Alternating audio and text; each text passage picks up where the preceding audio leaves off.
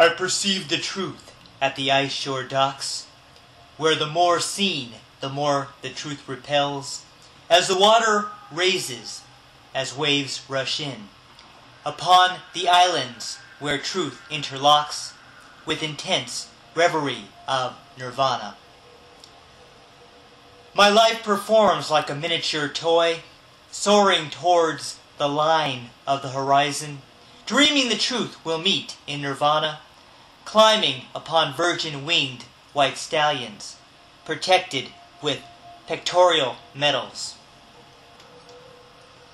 Its internal light is decorations, clutching the perfect garden filled with fruits, where time stalls inside the breath of spirits, leaving behind the serpents and its dirt, and earthly pains of life amongst sorrow.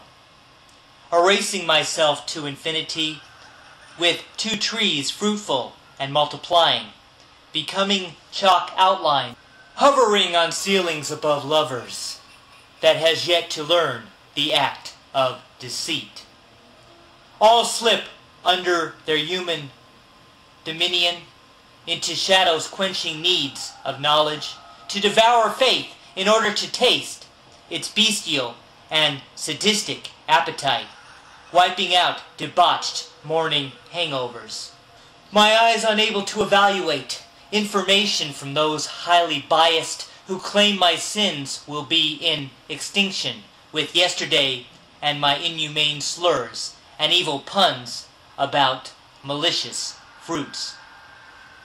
Forbidden fruit history on my face fractures like my emerald matrix eyes, confronting myself from indignity, holding positions among its wreckage where its prayer is muttered by dishonor. My mouth reaches insatiable hunger, predisposed to join its twisted spirits, out of the dirt of the ground so disposed, through demoralized mornings between ashes, howling between heaven and hell stories. The drinks float down to settle in my lungs, where the barefooted ladies watch me fly, breathing in my body with angel grace, where the wind whispers naked like a ghost, as silent raindrops gently kiss my bed. My air is thick where fireflies seek shields, as their refuge illuminates my eyes in the mist of a great awakening, turning fig leaves into willows weeping, while buzzing its climbing trees unashamed.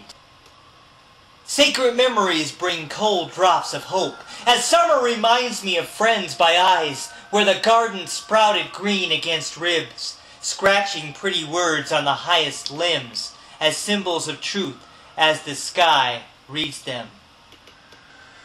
The winged trees stop weeping from their hearts, decorating its bark with jagged shape, tempting time and mortal limitations, grounded to their space growing without shame, from roots never planted firmly enough. Moral fortitude by words sink deeper than earth-binding paths in growth like nature, who wants to be surrounded by flowers, where new lovers are afraid of diving, staining those not terrified of living. Good and evil takes and gives everything when fighting every flowered temptation, while scared to die, while very much alive, inside the mind of flower pain and joy. Its life has a giver and receiver. All blossom forbidden fruit not refused has no protective coating from appeal, with its fully developed inducement, harvesting under inner surfaced hands, uncovering natural resources. My secret fruits voyage every corner, reaching where mouths discover transition on new levels of disobedience, then the energy level of free will, disobeying fading selected rules. My enticed nose forced into hard labor by the scented reproductive organ, consisting of excited leafy shoot, with modified leaves and fig persuading, standing naked across my convinced eyes. Nonverbal sunflowers arouse then tempt, unfolding like secret admirers, mysterious like naked aggression, concealed like naked thirst and pretensions, with no covering like vegetation.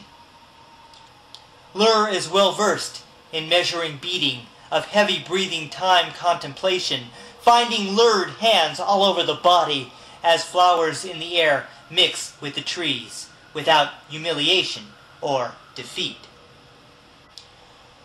Lured words come chopped into chunks of nothing, feelings strung together by enticement, as pulling embers of thought fade to ash, for its appeal has nothing to feed on, as the fig leaf withers, losing its fruits. The concentric circles widen outward, needing cleansing and purification, when swelled, then scattered, impiety, putting enmity between the eyelids, shielding my head, then my heel with my hands. Fate, indifferent to flowered temptation, produces its fruit tree entitlement, diminishing natural resources with a lack of spiritual connection, then losing sense of objectivity. My eyes are not betrayed by evidence, with inability to accept truth, even when the truth is easy to find, ensnaring temptation like a child, killing a flower and removing bark.